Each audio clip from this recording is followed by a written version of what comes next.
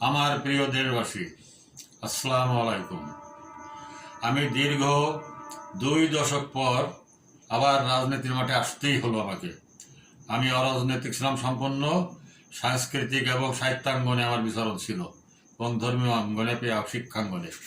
কিন্তু যা দেখছি দেশের অবস্থা, আমি যেমন আপনাদের আহ্বান জানাইছি বারবার, ঘুষখোর, সুদখোর, চাঁদাবাজ, টাউট, বাটপারকে বর্জন করার জন্য, বয়কট করার জন্য, তদ্রূপ আপনাদের কাছে আহ্বান জানাচ্ছি যে আপনারা বুলেট নয়, ব্যালটের যুদ্ধে যারা শান্তিপূর্ণভাবে নামবে তাদের ছাড়া ওই বাজে গ্রুপকে অবশ্যই বয়কট করবেন।